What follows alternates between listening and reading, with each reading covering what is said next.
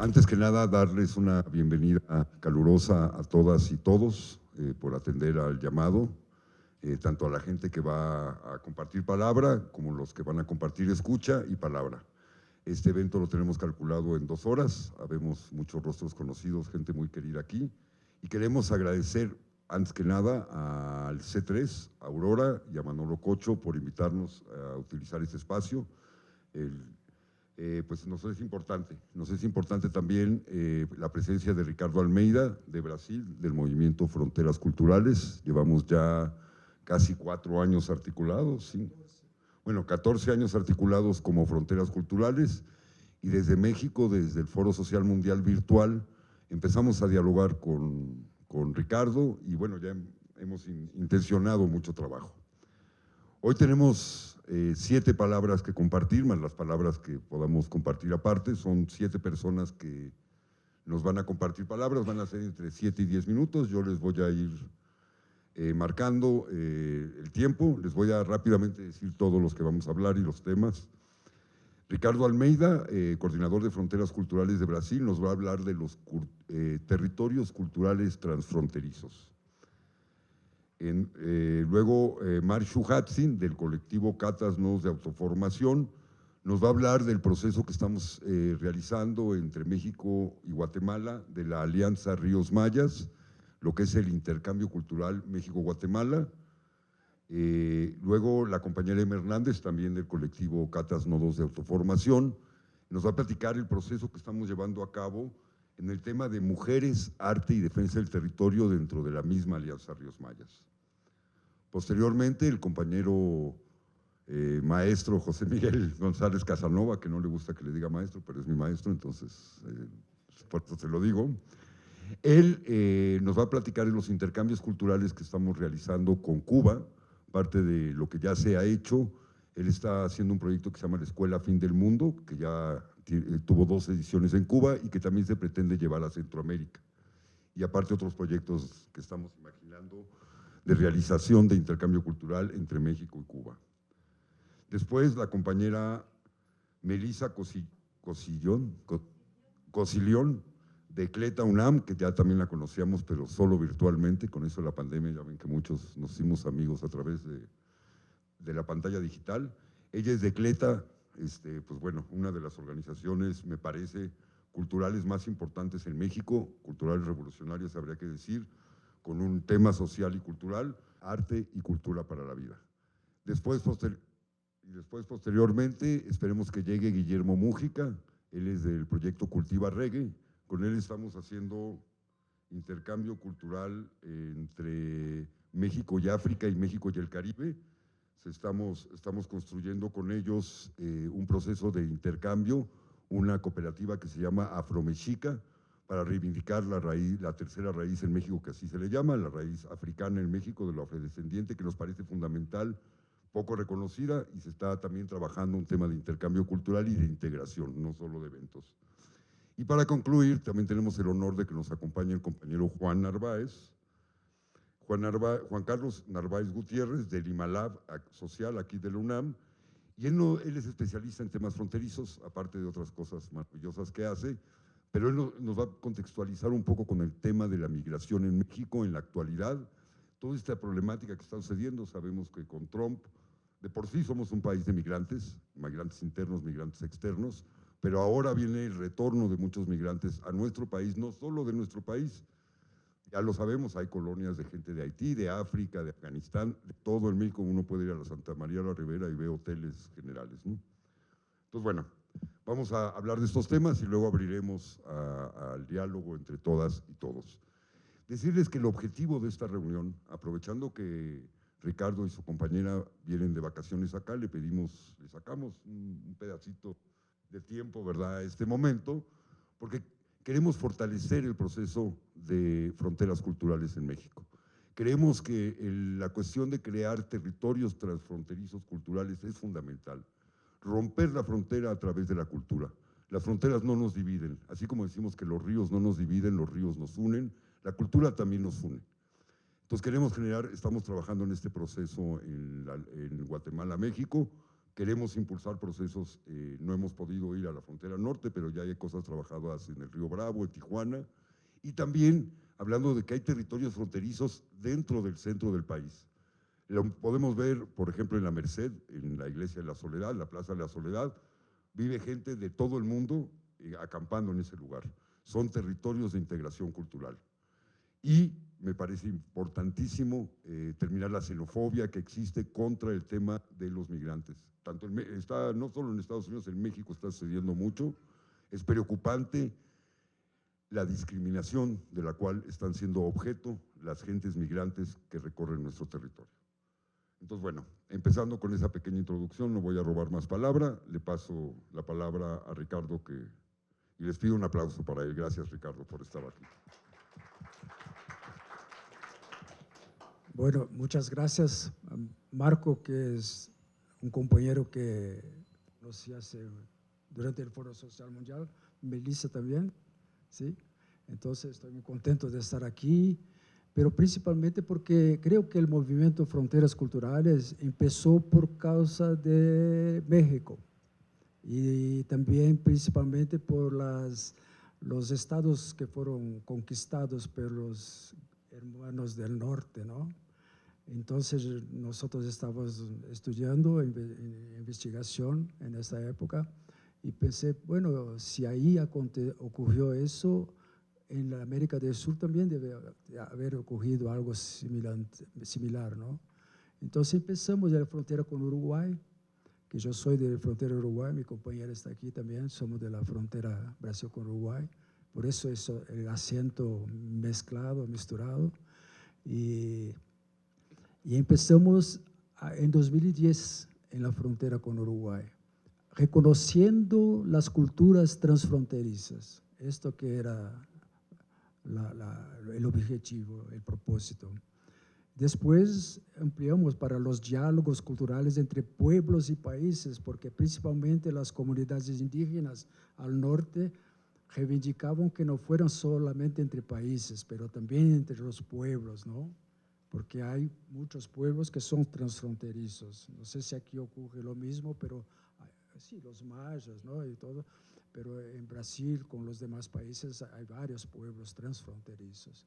Entonces, nuestro trabajo es reconocer estas culturas y promoverlas, ¿no? Reconocerlas, promoverlas a través de políticas públicas o privadas, como sean, ¿no?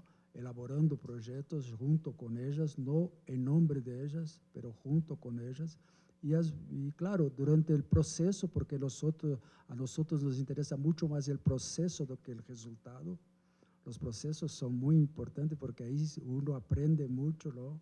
Somos bastante Paulo Freireanos de escuchar y a partir de temáticas generadoras vamos ampliando nuestra cosmovisión, nuestra visión de mundo junto con la gente.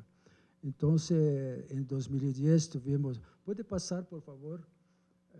Tuvimos algunas conquistas en 2010, que fue una carta Brasil-Uruguay, que impulsionó los dos gobiernos. Ahí en Uruguay estaba Mujica, en Brasil estaba Dilma Rousseff.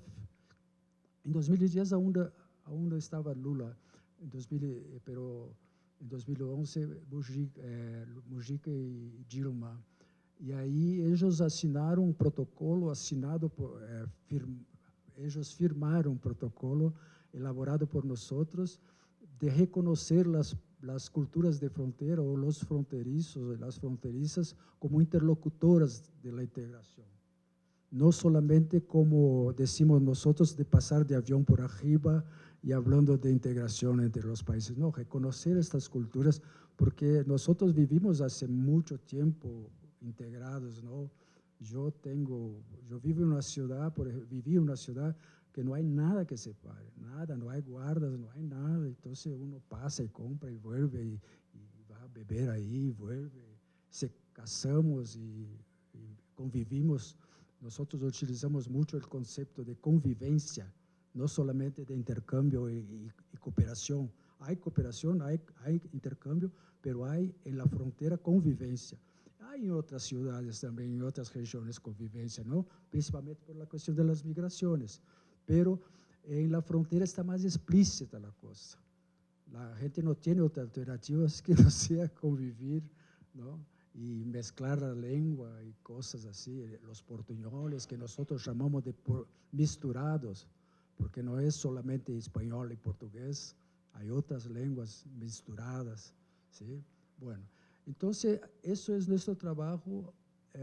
En 2010 elaboramos la Carta de la Frontera, en 2011 un protocolo entre los dos países, en 2015 empezamos un trabajo en todas las fronteras de Brasil, de norte a sur, por ahí por apoyo por el Ministerio de Cultura de Brasil, porque Brasil es el único país que hace frontera con 10 países, ¿tá? Frontera con 10 países, los otros no tienen esta posibilidad, ¿no? Entonces Brasil tiene esta, como se dice, esa posibilidad, ¿no? Yo digo siempre que Brasil es un problema, pero también puede ser una solución, depende del gobierno que está, ¿no? Entonces nosotros tuvimos mucho apoyo ahí hasta 2016, ahí hubo un golpe, ¿no? Midiático, jurídico, parlamentar, y ahí nos quedamos con Uruguay, nos quedamos con otros países, porque en Brasil estaba muy difícil la cosa a partir de 2016. Y ahí que empezamos a hacer articulaciones con el Foro Social Mundial, porque queríamos reconocer otras organizaciones que hacían lo mismo que nosotros. Y ahí somos varias. Nosotros somos un poco distintos, creo yo, porque trabajamos específicamente a partir de las fronteras, no solo en las fronteras, pero a partir de las fronteras. Y también porque tenemos esa idea de elaborar políticas públicas. Mucha gente no quiere trabajar con los gobiernos, ¿sí? Nosotros no, el dinero es del Estado, no es del gobierno, entendemos así, es nuestro el dinero, ¿no? Entonces tenemos que reivindicar nuestra parte. Y hay otras formas, por ejemplo, se dice barragem, las represas, por ejemplo, en Brasil, tienen que pagar por los impactos ambientales que ocurren. Entonces, ese dinero es muy importante para las comunidades. Pero hay comunidades que no quieren ese dinero, porque es un dinero suyo. Es un dinero que no vale. Pero entonces es un proceso de diálogo, de convencimiento, a veces no es posible, pero nosotros tenemos esa idea que tenemos que buscar la máxima convergencia posible, reconocer las autonomías, no responder por la gente y buscar la máxima convergencia posible. Y ahí después voy a mostrar, crear un calendario para que durante el año todo podamos hacer cosas juntos y no solamente un evento, 2 eventos. No, queremos elaborar un calendario anual para saber que hay una época de las sembradura, de sembrar, y hay época de cosechar, ¿no? Hay épocas distintas. Entonces, durante ese proceso, desde 2010 hasta ahora, nuestra conciencia creció mucho con la gente, siempre junto con la gente. Y este mapa, por ejemplo, de arriba, está muy divulgado en Brasil hoy, que Brasil está en el centro del mundo, ¿no? Y una mirada simple así dice, Brasil está en el centro del mundo. Pero nosotros leemos que no, Brasil está en la ruta para China, ¿sí? Que China está ahora en la izquierda, los navíos no van más por el Atlántico, el Índico, van por el Pacífico. Ustedes, por ejemplo, están ahí construyendo un tren al sur, no es el Tren Maya, es el otro, ¿no? Que también es para el Pacífico. Nosotros estamos construyendo 5 rutas para el Pacífico, hasta Chile, y eso impacta las fronteras, así como impacta las comunidades mayas, impactan otras comunidades. Y ahí viene fish shop, viene el tráfico de drogas, viene mucha cosa junto, porque los camiones no cargan solamente mercancías, ¿no? Cargan otras cosas, incluso las culturas. Entonces, este mapa para nosotros es muy importante porque muestra que las fronteras están ahí, en el centro. Puede pasar, por favor.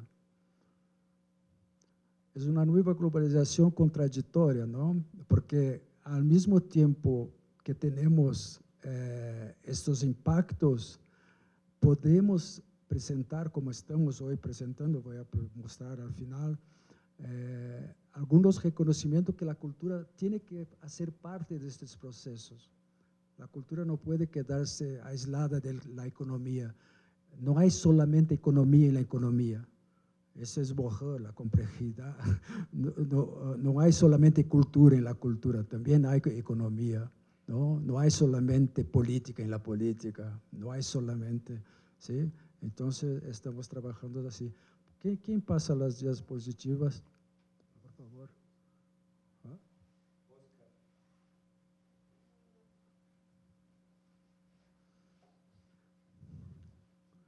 Entonces, así, nuestra conciencia crece a medida que también la globalización ocurre, ¿no? Ustedes ahora están pasando por un momento que estoy muy curioso de oír hoy, porque como empezó este proceso todo pensando en México, hoy el gobierno norteamericano dice, no es este, anterior, bien anterior.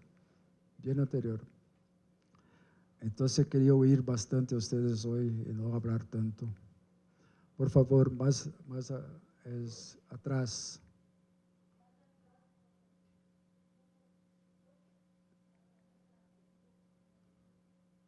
Ahí son los calendarios que propusimos que durante el año todo ocurran varias actividades.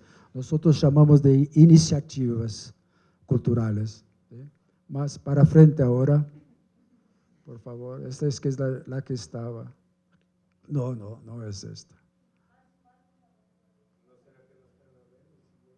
¿Ah? No. No, después. Ah, sí, el mapa puede ser. Esta es la última. Ahí, por ejemplo, es un... La que le mandé por WhatsApp. Es un mapa con... Bueno, lo que voy a hablar entonces. Yo fui contratado por la UNESCO en 2015 y hice todo un viaje por todas las fronteras de Brasil con los demás países. Y yo preguntaba a la gente, ¿cómo ustedes reconocen ese territorio? ¿Sí? Y ellos decían, pusimos un cuestionario online para que también quedase ahí para más tiempo para la gente pensar. Y todos respondieron, por ejemplo, hay un territorio al sur, que es donde yo nací, que se llama La Pampa. Ahí está, mira, ahí abajo, mira, abajo La Pampa, ¿sí? Un poco más arriba las misiones guaraní, jesuíticas, que son regiones que van de Brasil, Argentina y Paraguay. Después arriba las cataratas de Iguazú, creo que ustedes ya deben ter oído, la Bacia de Paraná. Que todos estos territorios son transfronterizos, no pertenece a un país, pertenece a dos o más. Después el Cerrado, que está cerca del Paraguay, ahí junto con Paraguay. Después el Pantanal, que es un estuario ecológico bastante preservado aún, ¿no? Muy importante, muchos parques naturales. Y después ahí Madeira Mamoré tiene una memoria muy grande con Bolivia. Después los pueblos de la selva, ustedes dicen selva, ¿no? De la floresta, que son un poco de algunos pueblos aislados, pero no todos. Hay muchos pueblos transfronterizos ahí, los Axanincas y otros. Después Alto Solimões, que está con Colombia, que es también ahí hay muchos pueblos transfronterizos. Y después ahí donde está rojo son los Yanomamis, que todavía no tengo un nombre para poner en este territorio. Y la Gran Sabana, que está junto con Venezuela, no es una selva, ahí no es selva, ahí es sabana mismo, es como muy plana, muy linda también. Y junto con la Guiana inglesa, ¿no? y después la región del Oiapoque, que es junto con la Guiana Francesa, que es un departamento de Francia. Entonces, ya son 10 países que hacen frontera con Brasil. Y eso, ellos decidieron que sería esto en los nombres, no fueron nosotros. Yo que hice la investigación, pero ellos que dijeron. ¿Tá? Entonces, ahí, ¿qué fuimos haciendo? Trabajando 3 cuestiones. Una cuestión que es identificar iniciativas simbólicas de estos pueblos. ¿Sí? ¿Qué une todos? ¿Qué unen los países? Ahí, a veces es un morro donde vive una entidad indígena, a veces son las ruinas de las misiones jesuíticas, que la gente dice que yo pertenezco a esta región. ¿Sí? Entonces, cada región tiene, la Pampa es la planura, ¿no? Hay muchas culturas idénticas, Brasil, Argentina y Uruguay, muy igual, todo, la forma de comer, lo que come, lo que viste, cómo tratan el campo, la vida del campo, y la ciudad también, la arquitectura un poco, no tanto, pero la comida, la memoria bastante, ¿no?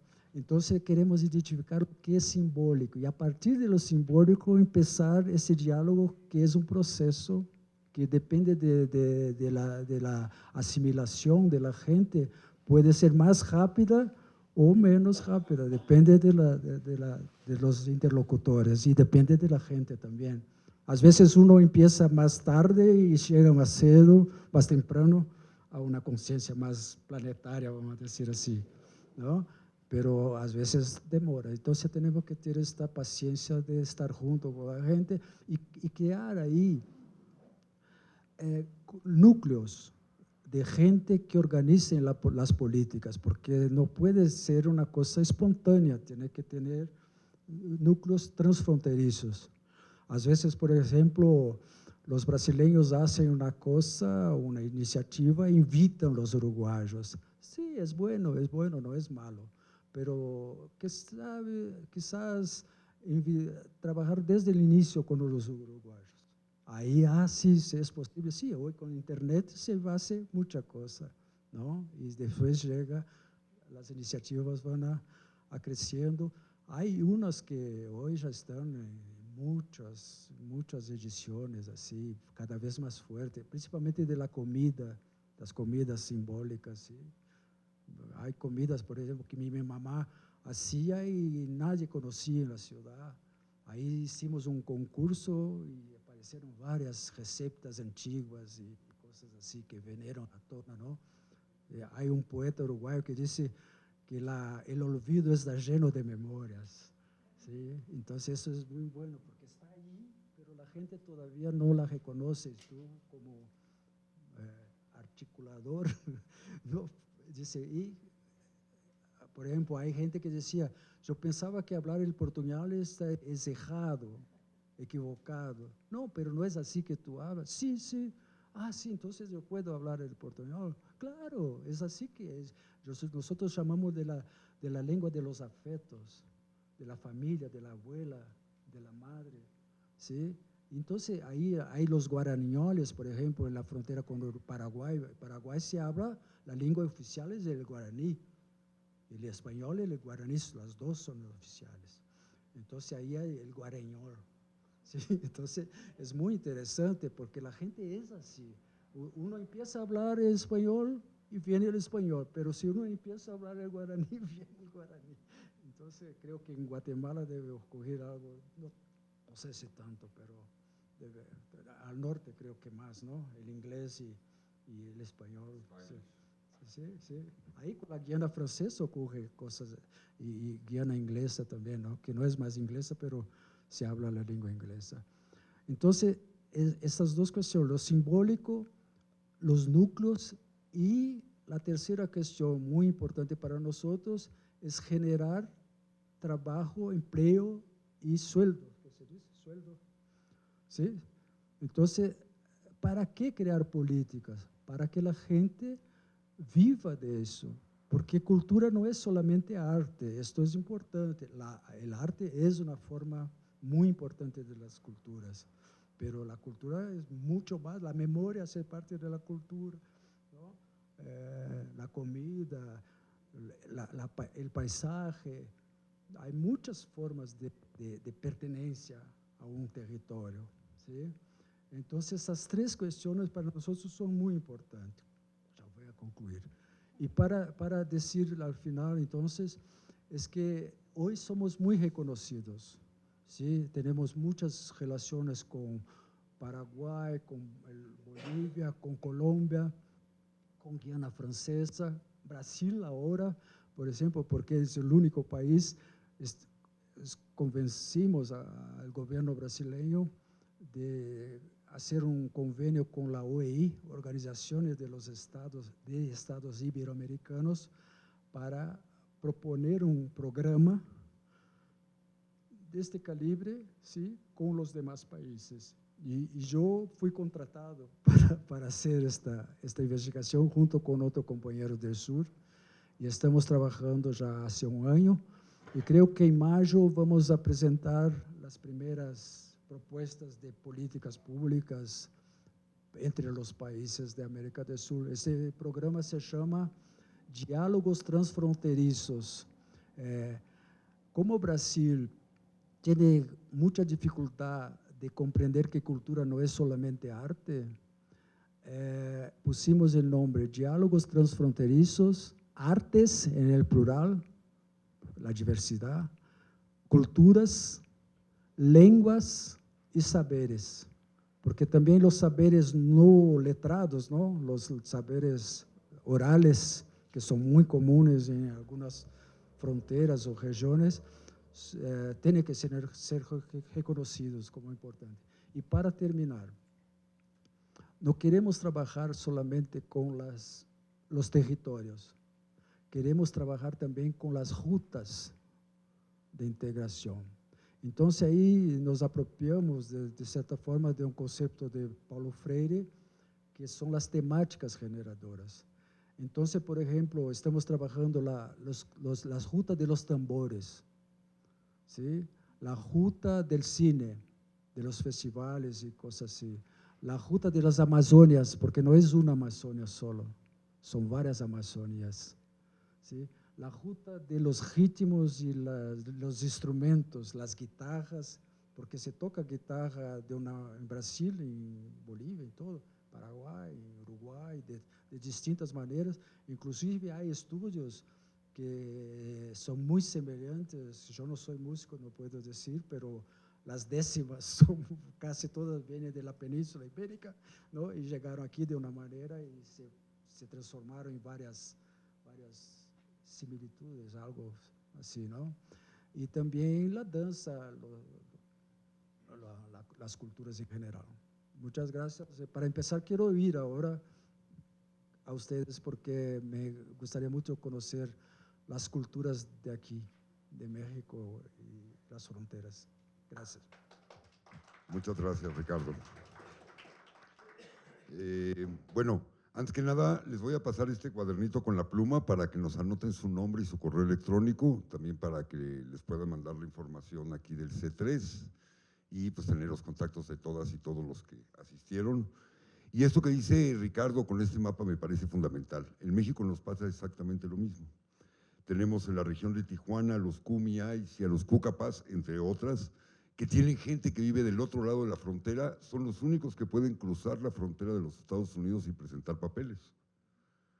Si uno es Kumiai del norte, uno enseña su papel de que yo soy Kumiai y puede cruzar su carro y no lo revisan. No sé, eso de menos era hace 10, 15 años, no sé ahora con las nuevas leyes, pero pasa lo mismo en la zona de Arizona, los mal llamados pápagos, los OTAM, pasa lo mismo, hay gente del norte y del sur.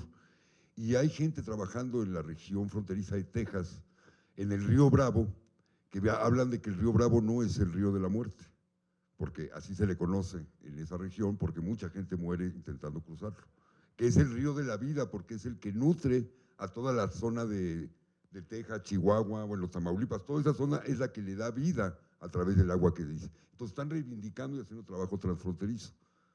Ahora vamos a pasar un poco con las compañeras, pero algo que es importante decir, que las fronteras actuales son límites impuestos desde la colonia y a través de la creación de los estados nacionales. Son límites impuestos que no consideran los corredores culturales ni los corredores ecológicos y que justamente han dividido a las comunidades y a los pueblos. Por eso hablamos de la integración de los pueblos, más allá de la integración de las naciones. En México también, y ya lo vamos a hablar al ratito, creemos que también hay otras fronteras, como México y la relación de México y Cuba, hay una frontera marítima con ellos, pero tenemos una relación directa a los pueblos de México y Cuba, añejamente desde la colonia, pero desde antes, ¿no? Desde los taínos que estaban en la región de Puerto Rico, Cuba, había una relación con los mayas, y bueno, ya iremos por ahí. Ahora les presento a Marshu Hatzin, de la Alianza Ríos Mayas. Ella nos va a platicar también un poco qué es lo que se está trabajando de aquel lado.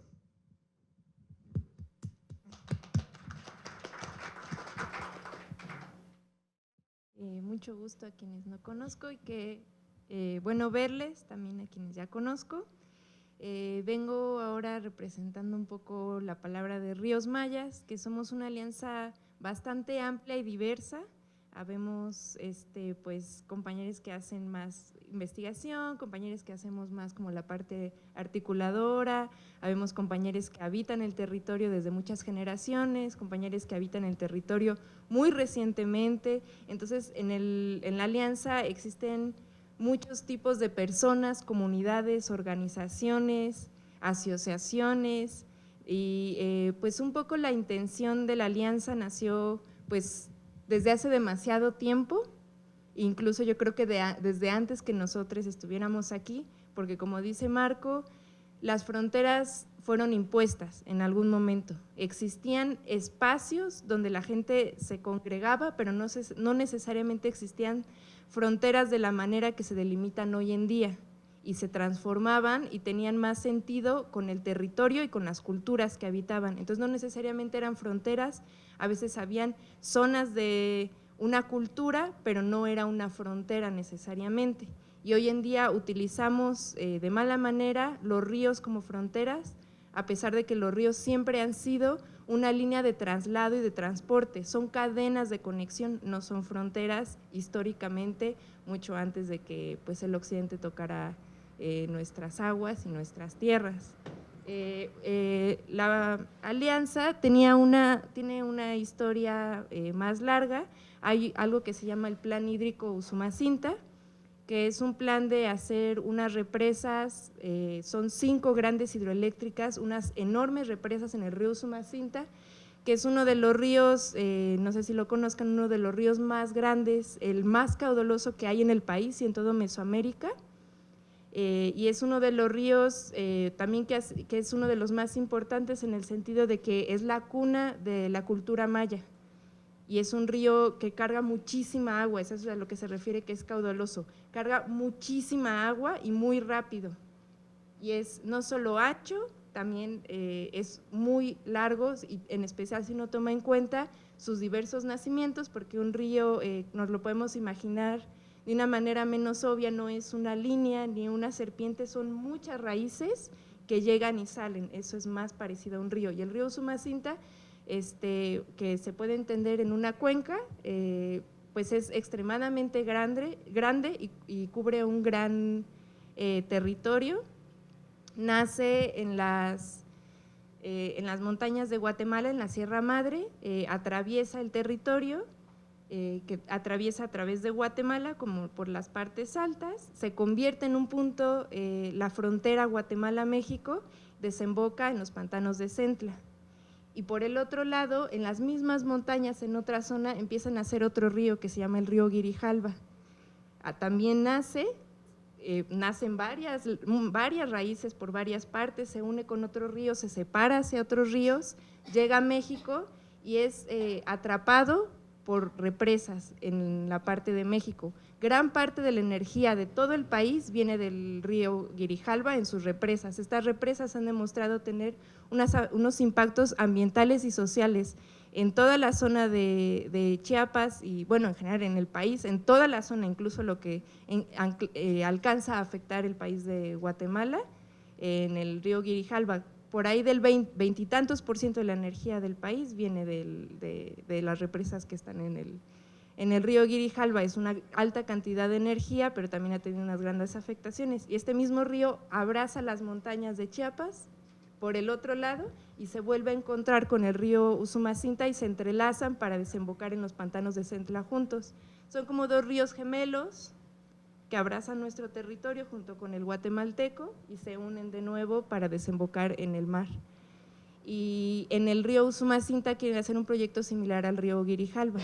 El tema es que llevan 30 años intentando hacer estas represas, este megaproyecto hidroeléctrico, pero las comunidades han logrado resistir este proyecto, porque las impactaciones no solo ambientales, pero sociales, son extremadamente altas y muchas de las comunidades que se encuentran en la frontera, en esta zona fronteriza guatemalteca mexicana, han sido, pues del lado guatemalteco, muchas son comunidades desmovilizadas, o sea, comunidades que vivieron pues la guerra que conocemos que existió en Guatemala, muy recientemente se acabó, entonces tienen una historia de organización muy fuerte y muy arraigada, que ha sido gran parte de lo que ha ayudado a detener estos megaproyectos.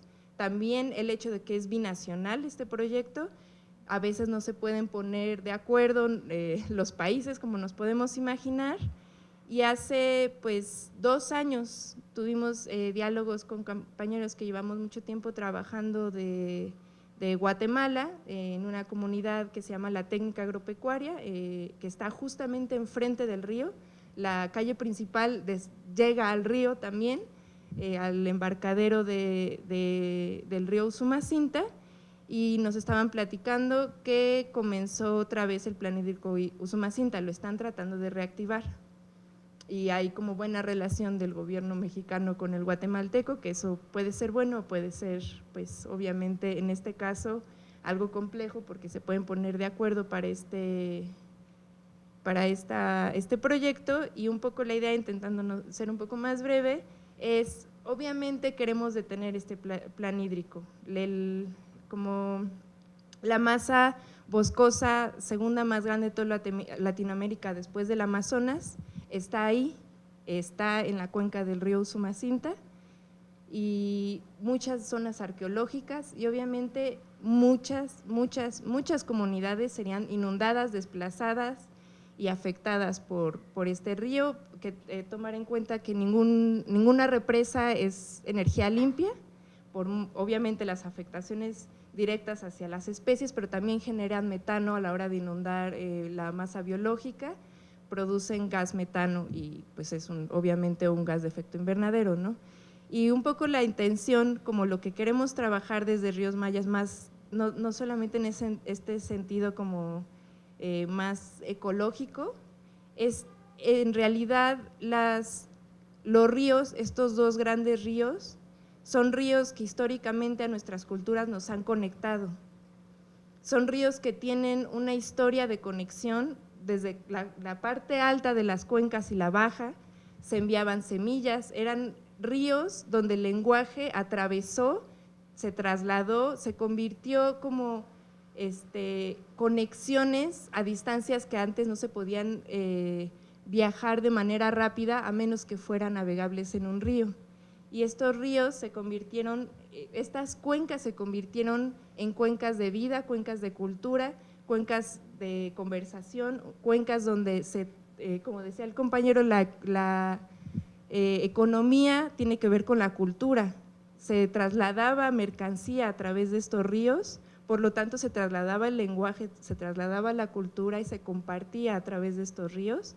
Y creemos que es una parte importante de trabajar la cuenca, las dos cuencas de manera integral, no solamente hablar del río como que el río es vivo, porque es parte de cómo vemos a los ríos, es una cosmovisión real que existe actualmente acerca de los ríos, y nosotros como Ríos Mayas creemos que el río está vivo, entonces estamos buscando que se declare al río Usumacinta un sujeto de derecho, porque coincide con cómo vemos al río y coincide para defenderlo, para poder que las comunidades dentro de la cuenca se genere una asamblea que tome decisiones para impedir que se hagan decisiones ajenas a la gente que habita la cuenca y ajenas a tomar en cuenta al río.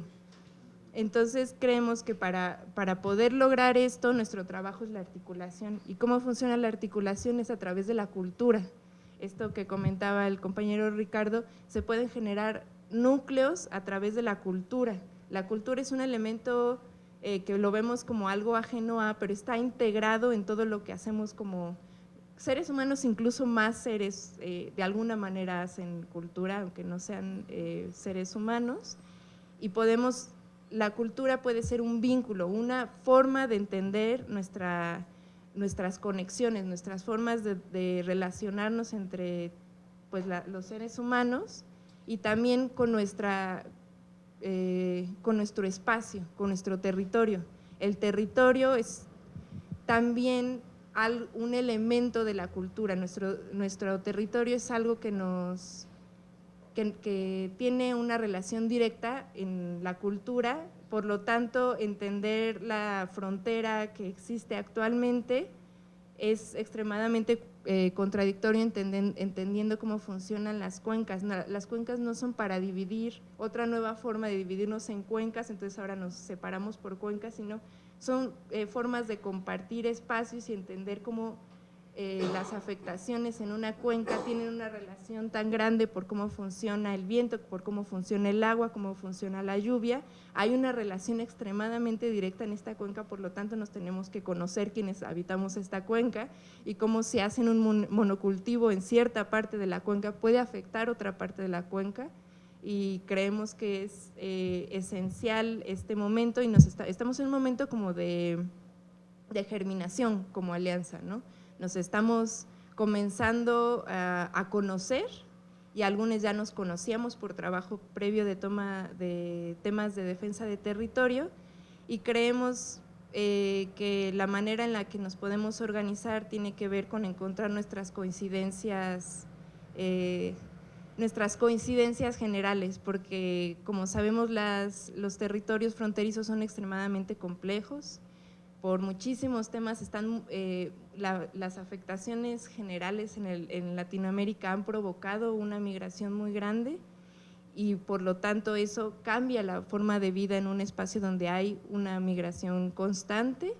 También pues obviamente el tema del narcotráfico ha afectado mucho la zona, ha aumentado mucho la violencia en la zona fronteriza desde los últimos 3 años, más de lo que ya todavía estaba afectada desde antes, y realmente pues nuestra manera de organizarnos es básicamente, lo vemos como 2 caudales, nos queremos organizar tomando inspiración de lo que estamos trabajando. Entonces está el caudal territorial y el caudal temático. El caudal territorial son los territorios que se van haciendo parte de la alianza, y el temático son temáticas que vamos encontrando que nos pueden unir, que nos pueden generar cierto nivel de unión, como por ejemplo pues está la investigación, está el trabajo como más de eventos culturales, o está el trabajo de cómo vamos encontrando temas. Y lo que se nos hace importante es lo que hacemos algunos que estamos aquí, es la facilitación, que nuestro trabajo es la vinculación de estos caudales, como los barquitos que van de los caudales, para que gente que está en el caudal territorial se una a los caudales temáticos y viceversa, gente de los caudales temáticos comience a estar más en el territorio, y ese es más o menos como una visión general de la alianza. Y la compañera Emma tiene más información de la alianza. Gracias, Mar. Justo esto que dice Mar es muy importante. Decir que en la Alianza estamos conformados por muchas organizaciones, pero especialmente comunidades. Algo que les quiero decir, hace 15 años ya habíamos empezado con esto, se llamaba Articulación Binacional por los Ríos y los Territorios Mayas. Y ahora que regresamos, hace 2 años con José Miguel, anduvimos por ahí, la gente del Frente Petenero, ahí en la técnica, como que de repente nosotros se nos olvidó y ellos de repente se acordaron y dijeron, oye, hay que reactivar la alianza, ¿no? Y ahora se llama Alianza Ríos Mayas. Pero ha sido curioso en este año y medio que hemos podido caminar en las comunidades, en Actial, en Chilón, en Cancuc, en Tabasco, el compañero de Tabasco que acaba de estar, la gente se acordaba de la alianza. Entonces fue como muy fácil decir, ya regresaron, vamos a hacerlo. Y algo que yo he pensado mucho, las comunidades tienen memoria. a diferencia de las organizaciones, a diferencia a veces de los académicos que van a hacer una tesis y ya se van al otro territorio, a hacer otra cosa. No, para ellos la alianza existe, más allá de que estemos o no nosotros como equipo facilitador. Y eso nos ha emocionado mucho porque están pasando muchas cosas a partir de esta reconstrucción de la alianza y ha hecho que se emocionen otras comunidades, no solo en estos territorios, y ahí voy a hacer un anuncio. Ahora vamos a hacer un encuentro que se llama Tierra y Vida en Temacapulín, Jalisco, donde es una comunidad que venció un proyecto de represa en el Zapotillo, y van a llegar comunidades, y ya confirmaron, de Torreón, de Colombia, de Brasil, de todas las comunidades, Acteal, Cherán, van a llegar los compas de Atenco, o sea, de repente las comunidades se quieren reencontrar la forma de articularse entre ellas, ¿no? Y creemos que eso es lo bello. Y nuestro trabajo como equipo facilitador es construir los mecanismos para el encuentro entre pueblos y comunidades, con artistas, con investigadores, todos los demás somos parte, pero el fundamento es el territorio, aquellas personas que están ahí en el territorio dando la lucha día a día, creando alternativas, cosechando la tierra, esas son las personas que tienen memoria y que pueden construir estos mapas nuevos de integración cultural. Y ahora un honor para mí, mi carnalita y amiga y camarada, Emma Hernández, para platicar un poco dentro de la Alianza Maya, algo que hemos enfatizado es el trabajo con jóvenes y mujeres. Y ella nos está aportando ahora en el tema de mujeres, arte y defensa del territorio. Sí, bueno, gracias. Buenas tardes a todos. Es un gusto estar acá compartiendo la palabra de las compañeras. Bueno, hay unos puntos que quiero puntualizar, valga la redundancia, sobre lo que voy a compartir ahora, que es, bueno, en primera, que el tema de mujeres siempre ha sido transversal, tanto en la Alianza como en CATAS, este otro colectivo que también tenemos sobre pedagogías alternativas y demás, y que lo que voy a compartirles ahora es fruto de unos encuentros más bien que hemos venido generando a partir de el segundo encuentro de movimientos sociales que se dio en Acteal, que nosotras fuimos como parte de la Alianza de Ríos Mayas, pero que en ese encuentro fueron mujeres de diversos movimientos sociales de Mesoamérica, ¿no? Entonces, estos encuentros que hemos tenido mensualmente con ellas a partir desde ese momento, que bueno, eso fue en noviembre, llevamos como 3 meses reuniéndonos, pues son mujeres que no solamente, ¿no?, conforman estas comunidades de México y Guatemala, sino que se extienden hasta Costa Rica y algunos otros países, ¿no? Y bueno, también mencionar que somos mujeres diversas, ¿no?, mujeres indígenas, campesinas, urbanas, y que bueno, ahora pues traigo la palabra que hemos construido a partir de esos encuentros, ¿no? Es una palabra en realidad comunitaria y que son, me parece, temas importantes que queremos compartir acá, porque, bueno, uno de los primeros puntos es decir que las cuestiones de las mujeres pues no solamente competen a las mujeres, ¿no? Es como pensar que la pobreza solamente compete a las personas empobrecidas. Entonces es importante que llevemos estos temas a nuestros lugares de trabajo, a nuestros lugares de lucha, ¿no? Que los consideremos importantes. Y bueno, en ese sentido, lo que hemos conversado es que justamente como todavía sigue habiendo esta división del trabajo generalizada, ¿no?, en donde la división del trabajo está por los géneros, hay diferente, o sea, se nos asigna diferente trabajo por ser mujer o hombre, bueno, en esta generalización binaria. El reunirnos entre mujeres es importante porque ahí es en donde vamos encontrando problemáticas que nos ponen en común, ¿no? Que nos podemos ver en común, aunque seamos mujeres indígenas o que seamos mujeres urbanas, tenemos problemáticas que finalmente nos vemos reflejadas en ellas. Y una de las cosas que veíamos es que hemos visto que nuestros movimientos, en nuestras colectivas, en nuestras luchas, se nos hace difícil reunirnos entre mujeres, ¿no? Y decíamos, ¿por qué pasa eso? Y una de las cosas que se mencionaba era porque las mujeres seguimos teniendo mayor carga de trabajo, ¿no? Seguimos teniendo mayor carga de trabajo, no solamente porque a las mujeres también ya nos asignamos también roles administrativos dentro de nuestras propias luchas, pero además seguimos cargando con los trabajos de cuidado y los trabajos de mantenimiento de la vida, ¿no? Entonces decíamos, es que reunirnos entre mujeres ya es una quinta jornada de las que ya tenemos, ¿no? Entonces decíamos que lo importante que es compartir esto con el resto de nuestros compañeros en los colectivos para que esas cargas se disminuyan, ¿no? Para que la carga ya no deje ser solo, ya no sea solo para nosotras, ¿no? Y en ese sentido también hemos visto que otra de las cosas que nos preguntábamos era ¿por qué es que las mujeres generalmente, no siempre, pero generalmente son las mujeres las que encabezan las luchas de defensa del territorio, ¿no? Y de las cosas que se mencionaron fue, bueno, pues porque las mujeres, como todavía tenemos o seguimos manteniendo esta responsabilidad del cuidado de la vida, que tiene que ver con las labores domésticas, estamos mucho más relacionadas con nuestro territorio, ¿no? Es decir, estamos mucho más vinculadas con el río porque desde ahí sacamos el agua para las labores que necesitan los animales, para las labores del cuidado de la casa, ¿no? Para la comida, igualmente en general con el territorio, con la siembra, con todo lo que produce vida, ¿no? Entonces, bueno, es importante reconocer este trabajo cotidiano y esta relación que hay de las mujeres con los propios territorios, ¿no? Y bueno, otra de las cosas que mencionábamos también es que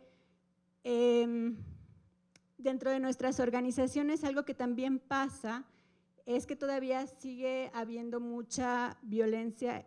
Se nombró como violencia política, entendida en el sentido de que hay esta discriminación por las cosas que dicen las mujeres, ¿no? O minimización de lo que dicen las mujeres, o minimización de las problemáticas de las mujeres, ¿no? Y entonces lo que se plantea es justamente eso, ¿cómo rompemos con eso? ¿Cómo rompemos con este carácter jerárquico del reconocimiento de las luchas, ¿no? De que entonces se piensa que las cuestiones de las mujeres pueden venir después y no pensar que la defensa del territorio también es una defensa en contra, o más bien es una defensa del propio cuerpo de las mujeres, en contra de la violencia hacia las mujeres, por ejemplo, y de la violencia que vivimos dentro de nuestras propias organizaciones y dentro de nuestras propias comunidades, ¿no? Y en ese sentido, también lo que decíamos es que no se trata entonces de seguir con esta lógica que se viene como generando ya desde hace mucho tiempo, que es pensar el tema de las mujeres como una cuestión de guerra de sexos, ¿no? Que parece ser que lo que decíamos es que muchas veces dentro de nuestras organizaciones lo que se piensa cuando se hablan de temas de mujeres es como si estuviéramos en contra de los compañeros. O porque también mucho lo que se decía, alguna de las compañeras decía eso, ¿no? Es que parece que los compañeros les da miedo que nosotras nos reunamos porque piensan que vamos a hablar mal de ellos, ¿no? Entonces, ¿cómo rompemos con esta idea de que las cuestiones de hablar de estos temas es una guerra en contra de ellos, ¿no? Y bueno, decíamos que ahí es urgente apelar a muchas cosas que creo que podemos estar como divulgando para afuera, ¿no? Como muchas emociones, como muchas palabras que podemos estar diciendo de nuestra lucha como comunidad hacia afuera, como la libertad, la empatía, la justicia, pero que dentro de nuestras organizaciones parece ser es más difícil, ¿no?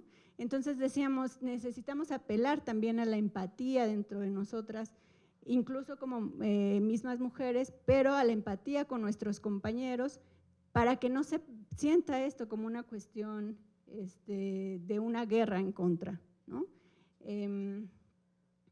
Y bueno, creo que,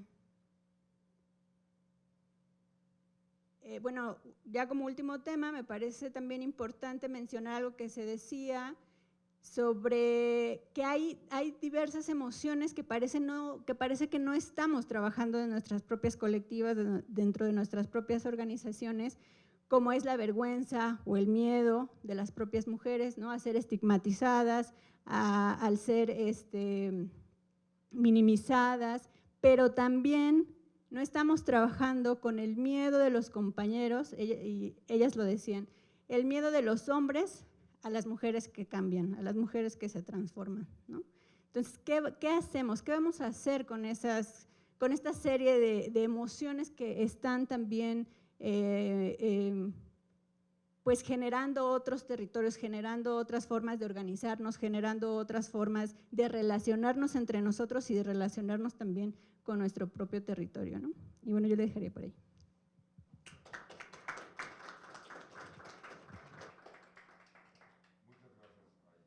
Muchas gracias, Emma. Muy fundamental el tema, y desde la cultura viva comunitaria decir que justo creemos, y desde Catas y desde Ríos Mayas, que las luchas tienen que ser antipatriarcales, anticoloniales, anticapitalistas y antifascistas. Hoy en día es importante este cuarto elemento, ¿no? Todavía no sabemos qué vamos a construir, pero sabemos que lo que no queremos, sabemos que no queremos algo colonial, patriarcal, mercantilista, capitalista, ni fascista. Entonces, muchas gracias, compañeros, compañeras. Invitamos a Melissa, a Juan Narváez, José Miguel, por favor, a pasar. Vamos rápidamente con José Miguel González Casanova. Él es aquí, trabaja en la UNAM, en la Facultad de Artes y Diseño, y con él se ha venido trabajando cuestiones del intercambio cultural con Cuba a partir de proyectos artísticos, y estamos pensando en algunas otras cosas. Lo que nos quieras comentar, hermano, bienvenidísimo como siempre.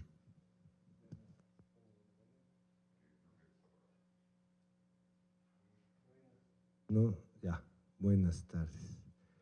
¿Qué tal? Soy José Miguel González Casanova. Soy, durante la primera década de este siglo, fui el director del BID, y quiero compartir un poco esa experiencia para iniciar esta conversación. El BID es el Banco Intersubjetivo de Deseos, y yo junté 2,000 deseos en la Ciudad de México, representativos de la población de la ciudad, y esos 2,000 deseos, sobre la base que el dinero representa un tiempo que no existe, que es el tiempo pasado de trabajo realizado, pues inventé una moneda sobre el tiempo que tampoco existe, futuro de un deseo. Y luego recorrí Latinoamérica intercambiando esas monedas de los deseos por deseos de la población, sacando encuestas representativas con el 0.01% de la población de cada ciudad.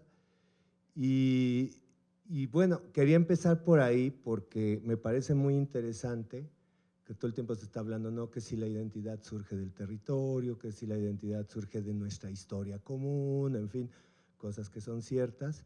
Y sin embargo, ¿qué pasa con la identidad que surge del deseo? Una identidad que es emancipadora, que se proyecta, que nos reúne sin el peso de una conquista, sin el peso de estas divisiones, más bien es aglutinante. Entonces, por eso quería empezar contando ese proyecto. Sin embargo, también era muy curioso cómo cada ciudad tenía muy claramente definidos sus valores culturales. O sea, sí, muy claramente se repetía. En la Ciudad de México se repitió sobre todo el deseo de ser feliz, que yo primero dije, ay, voy a preguntar qué te hace feliz, pero no, en realidad sí luego me fui dando cuenta que el deseo es algo que no se tiene, pero que se quiere, ¿no?, se valora. Entonces, bueno, pues salió como que estamos medio deprimidos en la Ciudad de México. Luego en La Habana el deseo que se repitió, o sea, casi todos pusieron viajar. En Bogotá, la paz. Estamos hablando de la primera década, ¿no?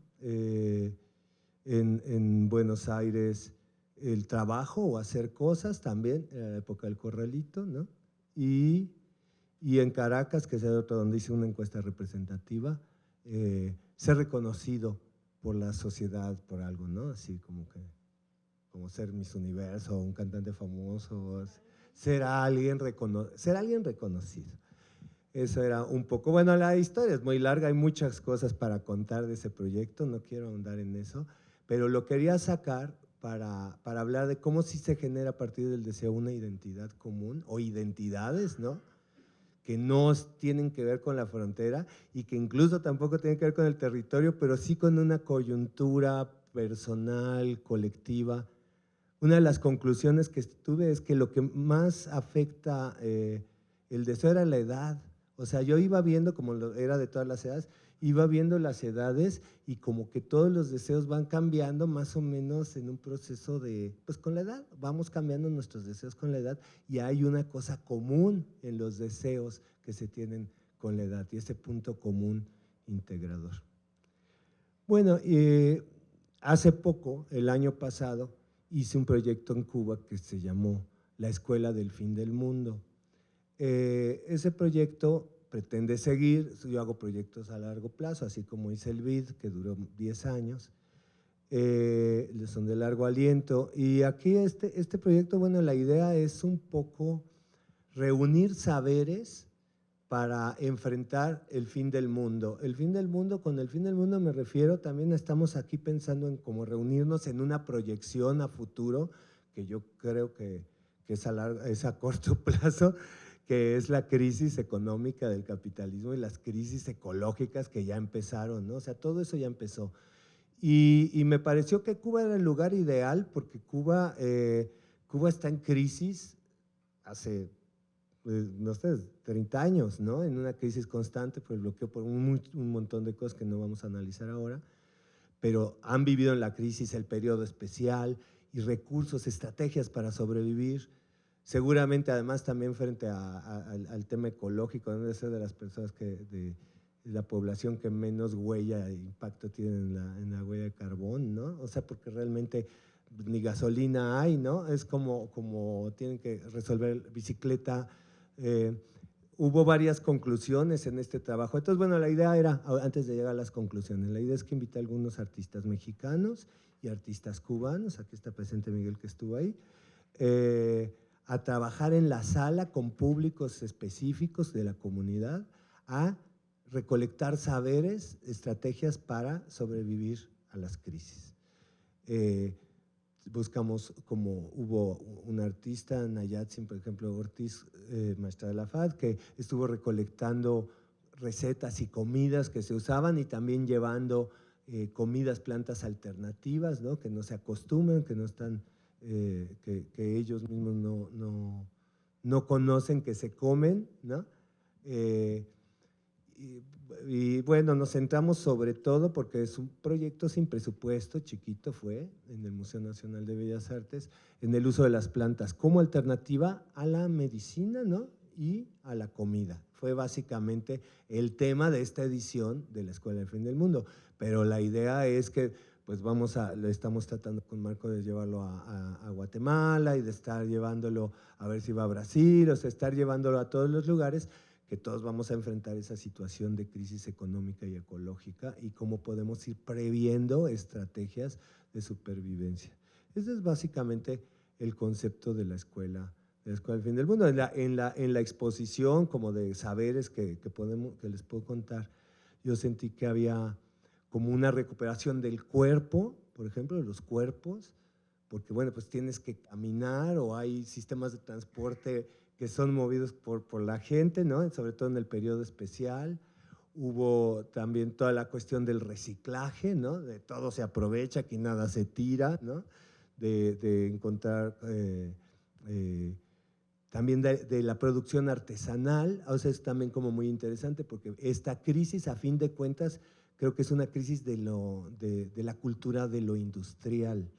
Entonces, justamente lo que te saca adelante es el trabajo artesanal.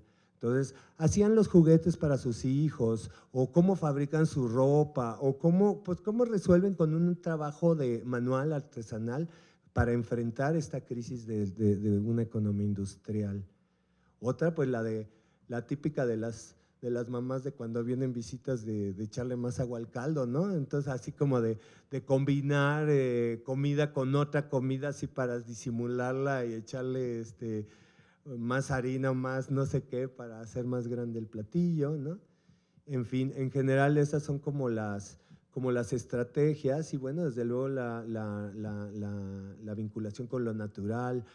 Por ejemplo, como no había jabón, le echaban sábila a la lavadora y la lavadora con sábila, pues con eso lavaban la ropa o aprendían a sacar jabones o medicinas, en fin, hay todo un movimiento de medicina verde en Cuba hoy en día porque pues no hay medicinas.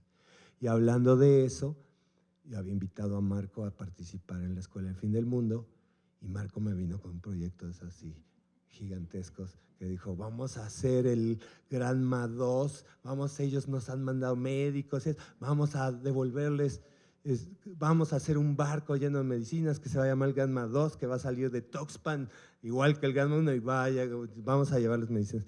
Entonces, bueno, eso rebasaba el proyecto de la Escuelita del Fin del Mundo, que era una sala ahí en el museo, y fue, bueno, vamos a hacerlo después, ¿no, Marco? Tranquilo, es muy buen proyecto, pero también quería presentar ese proyecto, pero entonces yo ya me enrollé y dije, bueno, ahora yo sobre el proyecto del Granma 2 que presenta Marco, yo estoy presentando también un proyecto de una banca de cuidados, un banco de cuidados, una economía que se genere una moneda, así como ya hice la moneda del deseo, una moneda que valga para el intercambio de esas medicinas y semillas que llevaremos por el Granma 2, que haya como una estructura de que quien lo recibe dé, ¿no? Y genera una economía del cuidado.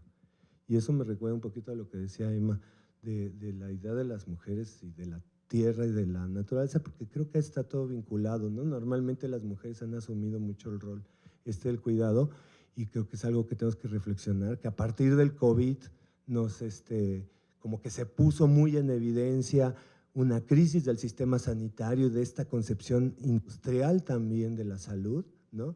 Y de cómo necesitamos recuperar otra noción de la salud y una idea del cuidado mutuo, ¿no?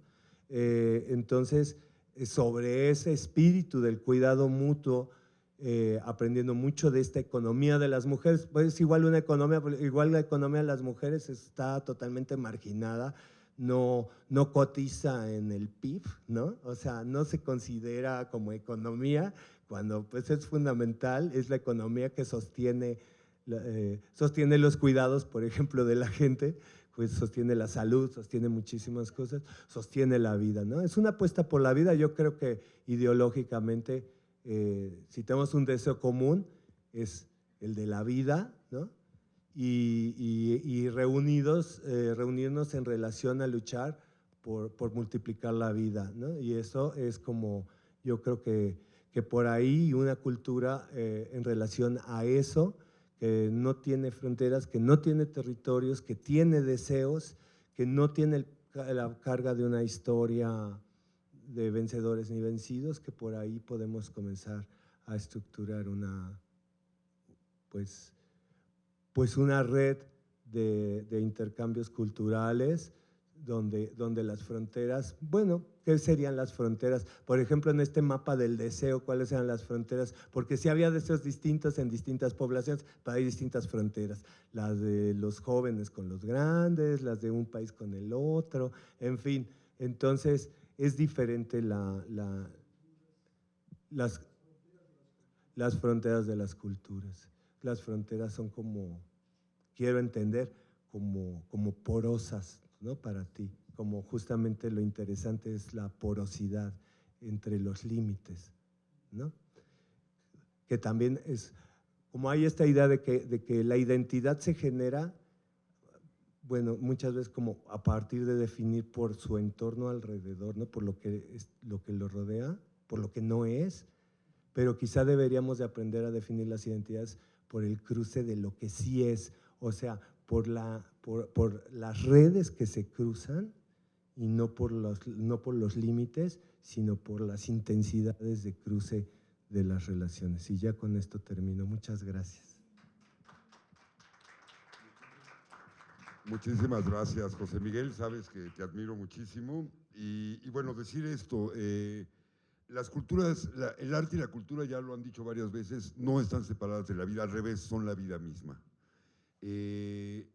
Finalmente, estamos ante una crisis civilizatoria, ante genocidios televisados, ante distopías que estamos viviendo actualmente con los discursos de odio, estos que se están volviendo como normales, los discursos de odio, como si fueran cualquier cosa. Realmente hoy en día prende uno las noticias y es mejor que cualquier novela de ficción, ¿no? Esto de que haya un Trump queriendo hacerse de Groenlandia, Australia, Panamá, o sea, todo lo que está pasando es una distopía. Pero ahí tenemos una respuesta que es las culturas y el arte para la vida. Por eso queda muy a tono lo que nos va a platicar Melissa, que es justamente cultura y arte para la vida. Un honor que por fin nos conozcamos en persona, ya habíamos quedado hace tiempo de vernos, y bueno, viene como parte de CLETA, que CLETA es, insisto, uno de los procesos culturales en la Ciudad de México y creo en el país más importantes que, bueno, yo en lo personal admiro mucho su trabajo, desde lo que han hecho en Casa del Lago, pero no solo ahí, ¿no? Bueno, pues muchas gracias.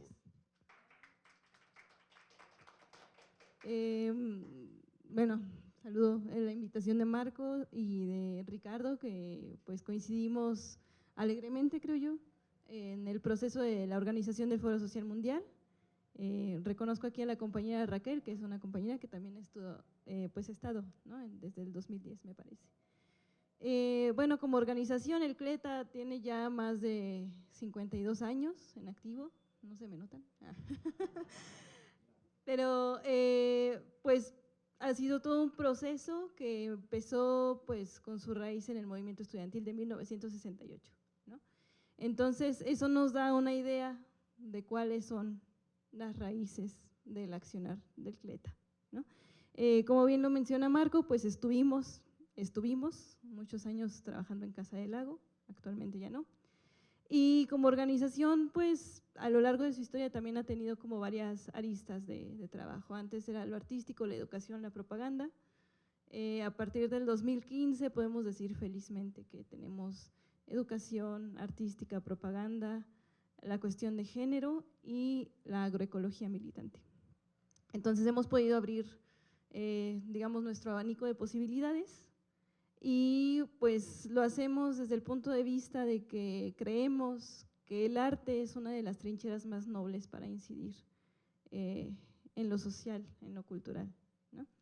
Entonces, bueno, creo que uno de los objetivos principales que tienen todas las áreas del CLETA es poder acercar a las y los trabajadores, a la gente de a pie, a la que podría ser conseguir tener una conciencia de clase, ¿no? Para poder accionar en la trinchera que se desee, ¿no?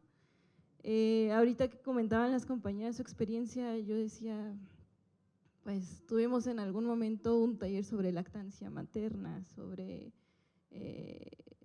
crianza respetuosa, ¿no? Porque finalmente, pues el hecho de nacer no en un ambiente hostil, de ser concebido un bebé como una enfermedad que se tiene que atender, sino como un milagro de vida que tiene que trascender, ¿no?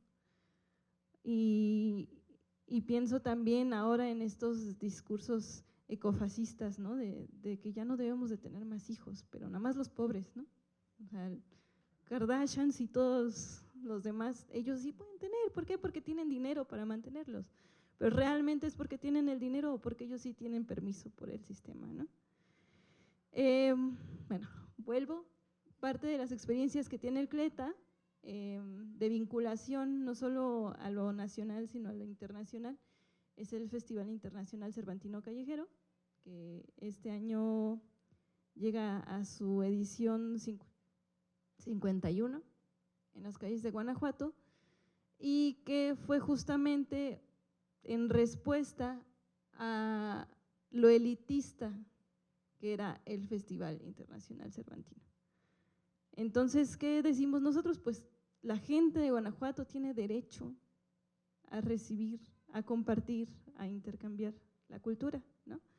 Le entregué a Ricardo Almeida un libro que pudimos sacar en 2009, cuando decidimos concursar por un financiamiento con la Unión Europea para traer grupos, y fue una experiencia maravillosa porque el proyecto estaba pensado para traer 15 grupos. Se trajeron más de 35 grupos de Europa y también alcanzó para traer compañeros de Argentina, de Brasil, de Colombia, de Venezuela, y nosotros pomposamente decimos, pues lo hicimos a lo cleta, ¿no? O sea, juntamos nuestros recursos intelectuales y físicos para poder sacar lo más que pudiéramos para sus pasajes. Por ejemplo, algo que ocurre en los Cervantinos es que rentamos una casa y en esa casa todos cocinamos, todos lavamos, todos dormimos y nos olvidamos de los hoteles, ¿no? Ahí hacemos la comunidad con los compañeros y las compañeras que vienen a México, que vienen de otros estados. ¿Y cuál es lo central?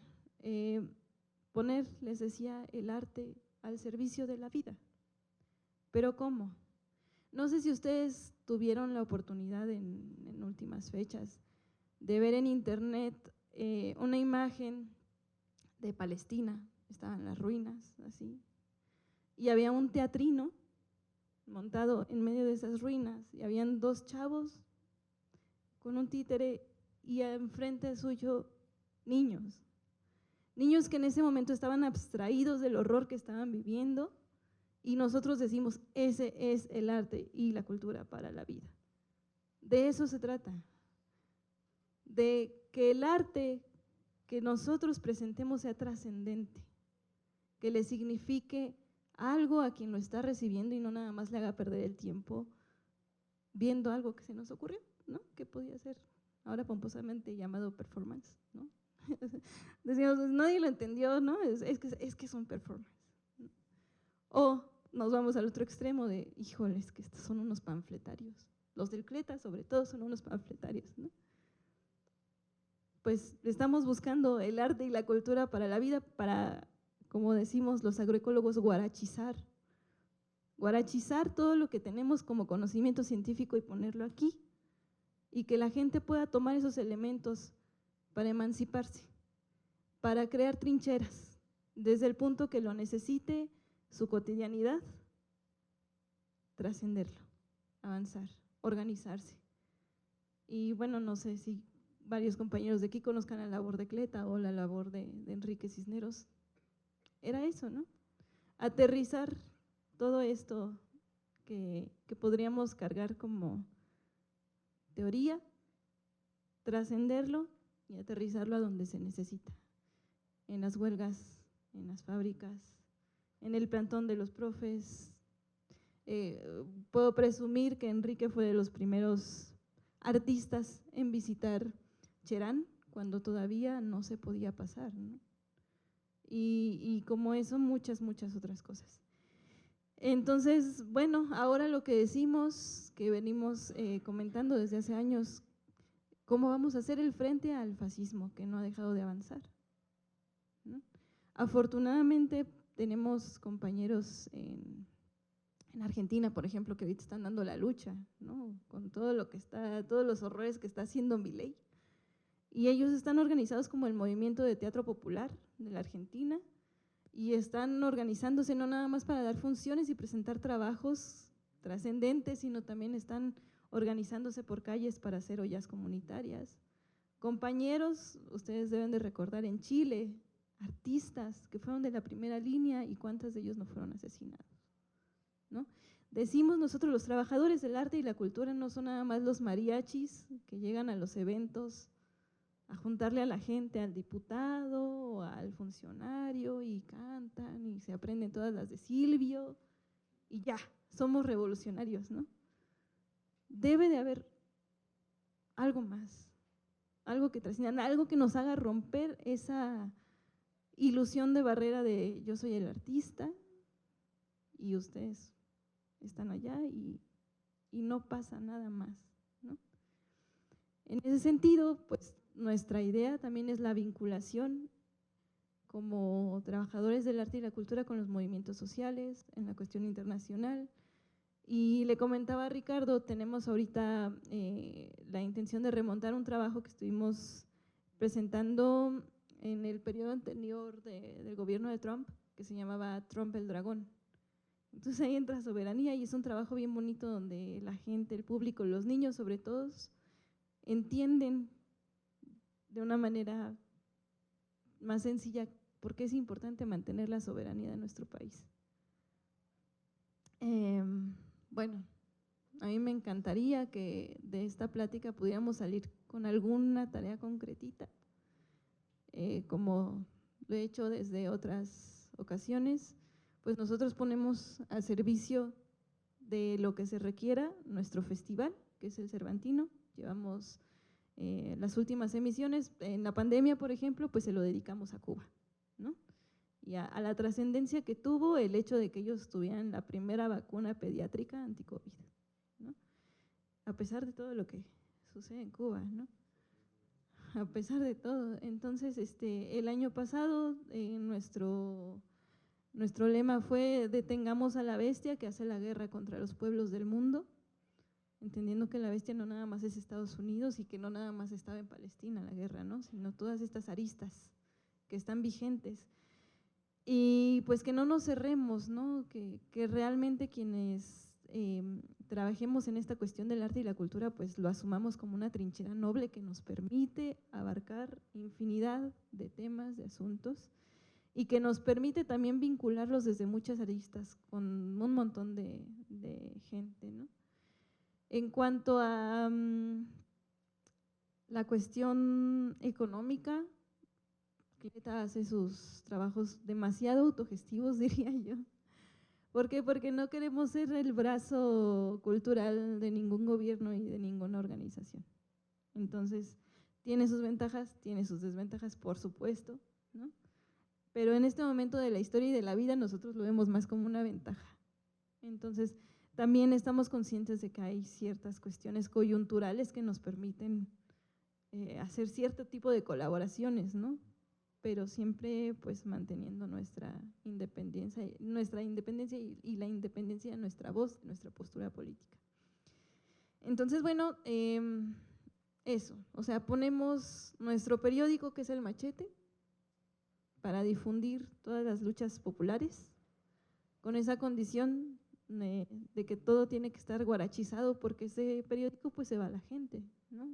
No caben tanto los discursos ultra académicos incomprensibles, ¿no? O sea, vamos a ser concretos.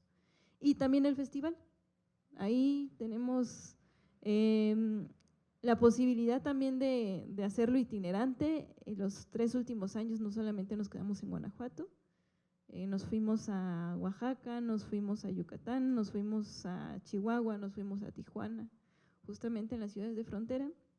Y ahorita en Chihuahua tenemos la fortuna de que hay un compañero de la Nación Endé, antes llamados apaches, que mantuvimos ya el trabajo y pues ellos también en la cuestión de la defensa de sus territorios y de su cultura.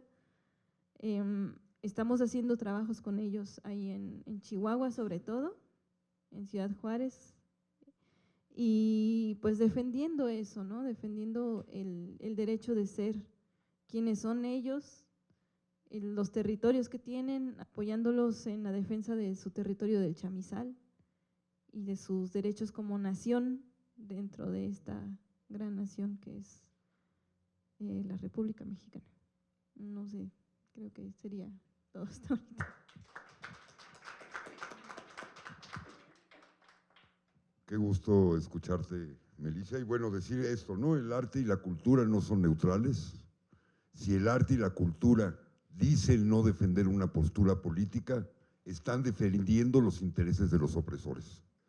Todo arte y cultura tiene una posición política. Si dice no tenerla, entonces es arte opresor, defiende al opresor. Si no, la posición política es fundamental y eso me parece, en el caso de, yo conocí a Cleta desde muy chamaco y me acuerdo que en la secundaria tenía 11 años y eso me hizo claro, que hay que tener una posición política, no solo en el arte, en cada actividad humana hay posición política. El payaso de la calle tiene o no tiene posición política, y si no la tiene, está defendiendo el chiste opresor, machista, o si la tiene, está haciendo reflexionar a las personas, ¿no? Eso es fundamental, y creo que esta forma del arte manejado de secreta con las diversas aristas, porque esa es la ventaja, es agroecología y todas sus cosas. Y esto, bueno, me encanta el tema de lo que hablas de la guarachización, que creo que es un tema que justo toda la banda agroecológica trabaja, pero esto que también dice Melissa es fundamental. La idea de hacer esta reunión no solo era tirar un choro, sino concretar cosas, hacer cosas concretas, y la idea también es intentar conformar un grupo en la Ciudad de México, un núcleo de fronteras culturales y un núcleo que ya estamos comenzando a conformar en la frontera sur. Queremos llegar a la frontera norte también, hay que juntos ver cómo lo hacemos, pero creemos que este tema hay que llevarlo, porque justo con esto que está pasando en México en el tema fronterizo, abriendo un poco el tema de Juan, que porque es lo importante que esté también Juan con nosotros, este tema de que somos un país de migrantes, siempre lo fuimos. Los mexicas llegaron del norte mucho tiempo, pero antes llegaron los ochimilcas. Los mayas también se movían por el propio territorio maya, en su momento llegaron a la zona Tenec en San Luis Potosí, llegaron hasta Guerrero, los chontales, y todavía ahí en Izcatiopan hay comunidades mayas. Pero así siempre fuimos en la época prehispánica. Los migrantes europeos que llegaron a conquistarnos, a hacer el genocidio que hicieron en América, fueron migrantes. Yo soy hijo de migrantes y la mayoría de nosotros somos comunidades mestizas, hay gente que no, pero la mayoría somos gente migrante. Pero ahora México se está convirtiendo en un espacio fundamentalmente de conflictos migratorios. Entonces, para mí, y bueno, alguien que también admiro mucho, que me da mucho gusto que hayas podido venir, porque de querer siempre has querido participar, pero luego andas ocupado, Juan Narváez, compañero que trabaja el tema de migración, pues que nos platique pues un poco cómo ve la perspectiva él de lo que está sucediendo actual, el reto actual, ya que escuchaste todo lo que platicamos, ¿cómo nos retroalimentarías un poco? Qué difícil. Bueno, pues muchas gracias, Marco, por la invitación. Sí, ya varias veces me habías invitado, pero no había tenido oportunidad de participar en estos encuentros.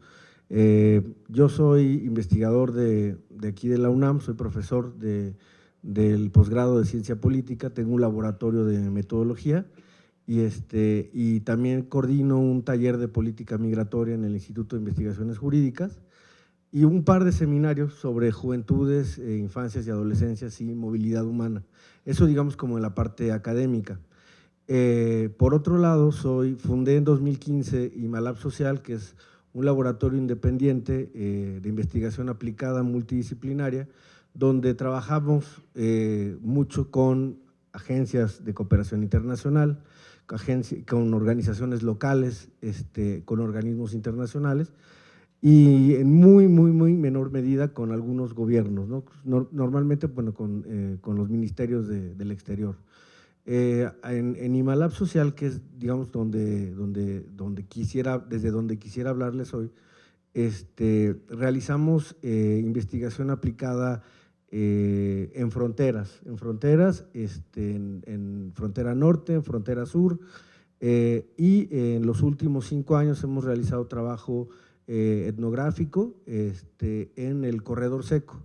De ahí que hay muchas, desde la primera presentación, ¿no? Qué privilegio poder hacer este estudio de transfronterizo de largo aliento, ¿no? Yo hoy traía una presentación y lo que les quería mostrar justo era como parte de las notas etnográficas y las fotografías y algunos relatos de un trabajo que estamos realizando, que es hacer, digamos, es una crónica de largo aliento sobre del corredor seco, ¿no? Que es la frontera, la triple frontera de El Salvador, Honduras y Guatemala, y digamos como todo el recorrido hacia México, hacia Tapachula, de Tapachula a las distintas rutas que hay de movilidad humana al interior del país, que ahí también hablamos de que tenemos varias fronteras, ¿no? Un trabajo que yo publiqué hace un par de años, que es Migración por Mar, también hay mucha movilidad que no está tan visibilizada ni tan documentada, que se realiza por vía marítima, ¿no? Entonces tenemos una frontera en Salina Cruz, ¿no? Tenemos una frontera intermedia que es la del Golfo de México, tenemos una frontera que es la frontera bueno, la zona de Rosarito, San Diego, ¿no? Otra frontera marítima que es la que viene del puerto de Ocos, ¿no? a Tonalá. Entonces, ahí digamos como que hablamos de diversas fronteras, ¿no? Entonces, eso más o menos es como que lo que hemos estado haciendo a lo largo del tiempo en Imalab Social. Me checa mucho lo que platican y yo también quisiera salir de aquí como con algo, es decir, poderme sumar a alguna de estas redes, ya sea desde la investigación, ya sea desde el trabajo más de incidencia, ya sea desde el trabajo de intervención, porque bueno, además de Imalab y además del trabajo académico, fundé también en 2015 Marabunta, que es un espacio cultural, es una librería, café en Coyoacán, donde pues cada vez tratamos de cruzar más las agendas, la agenda académica, la agenda de sociedad civil, la agenda artística, la agenda independiente, ¿no? Que no se define y que no tiene, digamos, como una clasificación. Entonces, en ese sentido, y me adelanto, ¿no? Quisiera justo que estas como 3 esferas de mi vida y de las y los colaboradores que están en Imalab, porque además Imalab es un espacio, digamos, como independiente de independientes, ¿no? Como somos un conglomerado donde participan antropólogos, cineastas, filósofos, pero como que nos juntamos a partir de proyectos. Hay un proyecto y nos configuramos a partir de esto. Entonces siempre estamos como diversos núcleos, lo que nos hace un poco salir como del estado de confort, ¿no? Incluso en esta idea de metodologías, de marcos conceptuales, ¿no? De formas de intervención, incluso nos abre la puerta justo a tener nuevas alianzas, ¿no? Nuevas alianzas, conocer a nuevas redes, ¿no? Entonces, eso es un poco lo que hacemos desde Imalab. Ahora sí, ya entrando al tema de dónde estamos hoy situados en el tema de la movilidad humana y las fronteras, Marco al principio señaló que la Plaza de la Soledad hoy era un territorio, ¿no? Distinto, o sea, se configura como un territorio nuevo de inmigración, pero además de inmigración irregular, ¿no? ¿Y de dónde venimos de esto? No necesariamente venimos de esta segunda temporada de Trump, ¿no? Por llamarle así. Venimos desde 2019, ¿no? Que cuando fue esto de la amenaza, bueno, venimos de las caravanas, que las caravanas digamos que es el punto de quiebre, ¿no? En cómo gestionamos, conocemos, enfrentamos, negociamos, ¿no? Convivimos con la movilidad humana, con las personas en contextos de movilidad humana. También nos rompieron como varios conceptos, o sea, desde lo teórico, ¿no? Ya no hablamos de origen, destino, ya no hablamos de migraciones de tránsito, donde en realidad México es un país C, ¿no? Pero que en realidad la idea es cruzarlo nada más para llegar a otro espacio. Ahora hablamos de otro tipo de perfiles de movilidad, hablamos de más mujeres, más maternidades migrantes. En la mañana justo dimos una plática en Jurídicas sobre maternidad migrante, ¿no? Donde hablamos justo de estos temas, ¿no? De las tareas de cuidado, ¿no? Las triples, cuádruples, quíntuples jornadas que viven las mujeres migrantes en el contexto de la movilidad también, no solamente en sus contextos de origen. Entonces, venimos desde las caravanas, ¿no? Y después de las caravanas venimos con la primera temporada de Trump, ¿no? Con la amenaza arancelaria, que también nos reconfiguró el territorio en México. No olvidemos que nuestras fronteras están militarizadas el día de hoy. Después de la amenaza arancelaria, ¿no? Teníamos hasta hace poco alrededor de 40,000 personas de la Guardia Nacional en las fronteras, tanto en frontera norte como en frontera sur. Se reconfiguró también la forma de administrar y gestionar la migración y las fronteras, en este sentido de la militarización.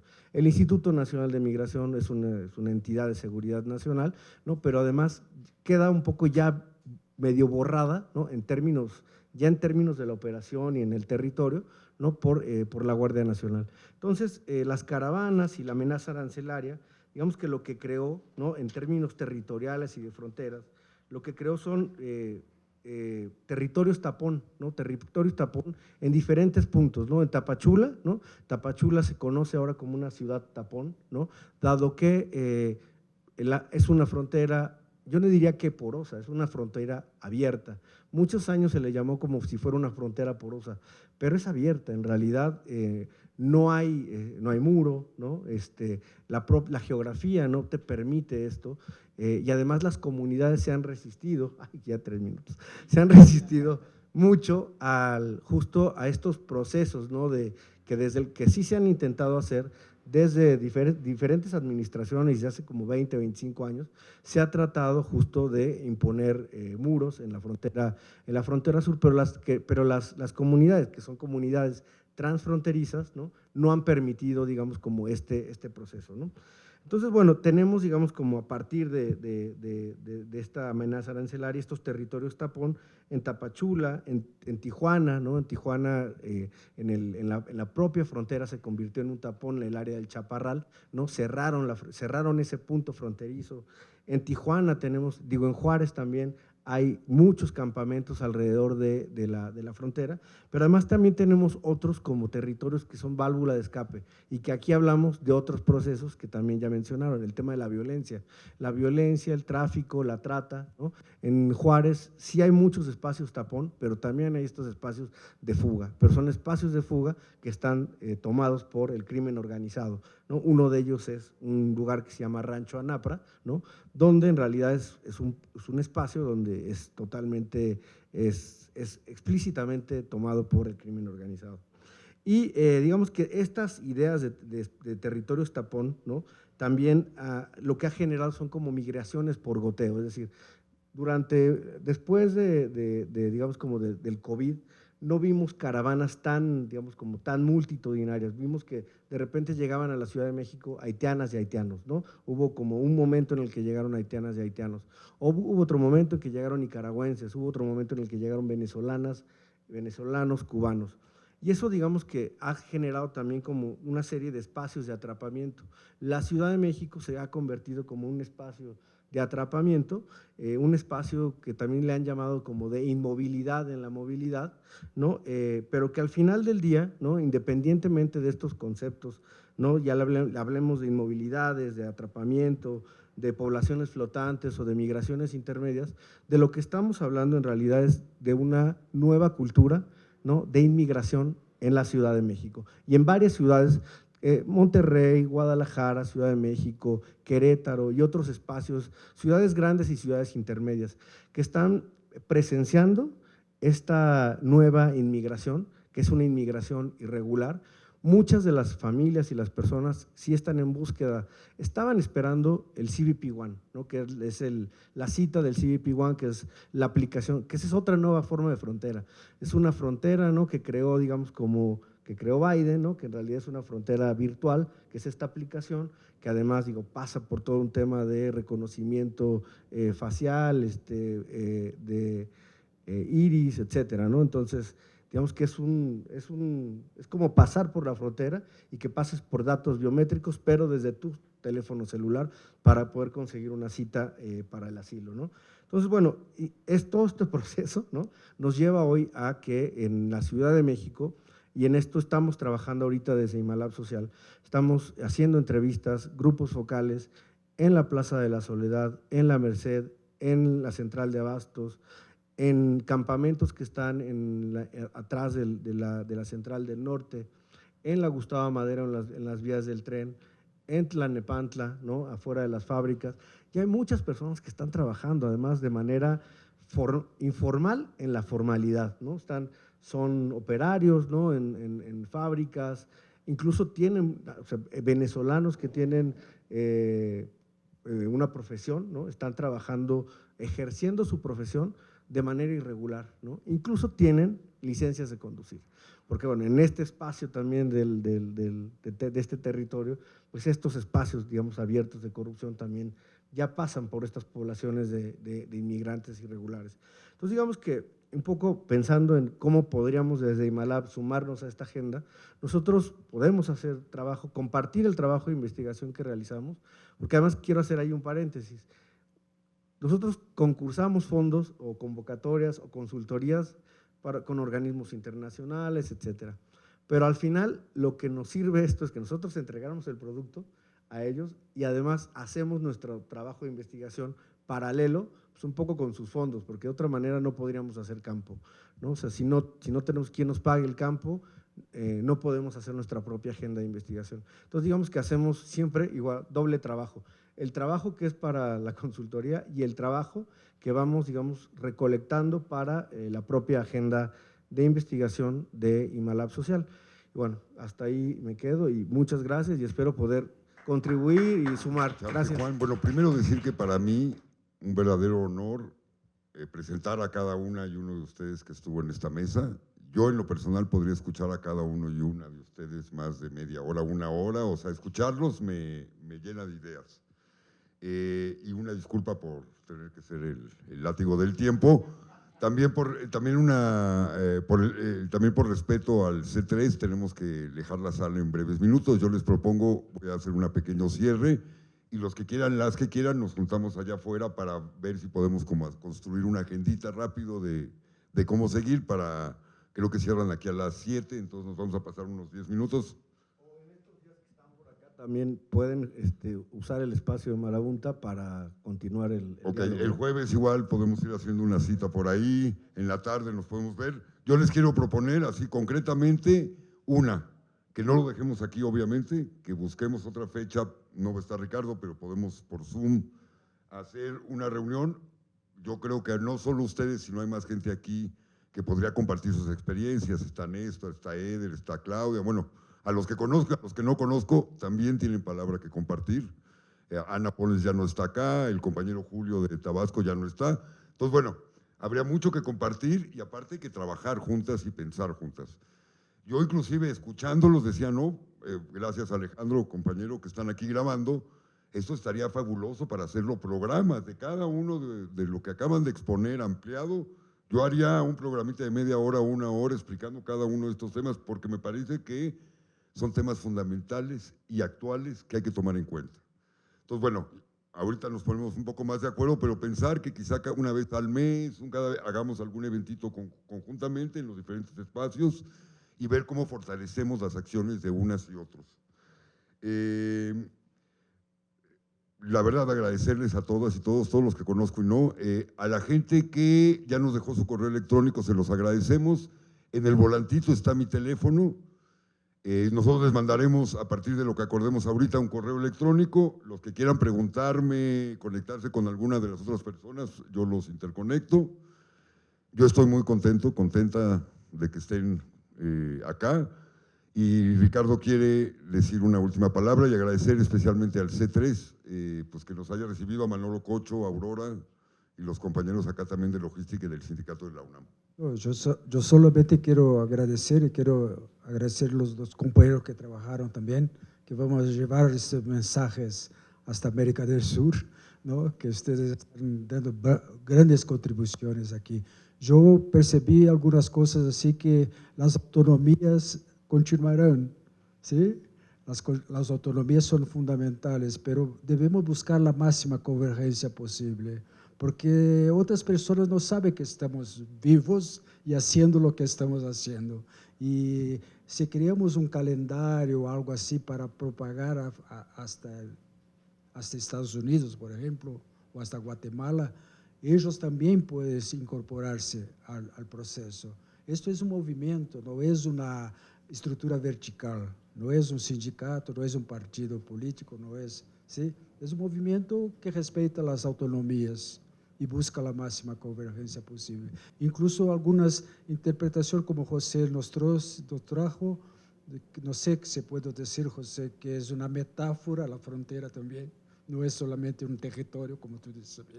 Y es eso mismo, son fronteras culturales, no son fronteras nacionales, ¿sí? Son fronteras, visiones del mundo que tenemos y queremos buscar convergencias para un mundo mejor para todos. Gracias.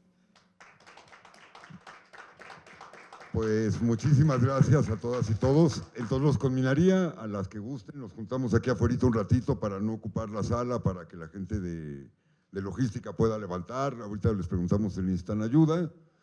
Y pues muchísimas gracias por estar acá.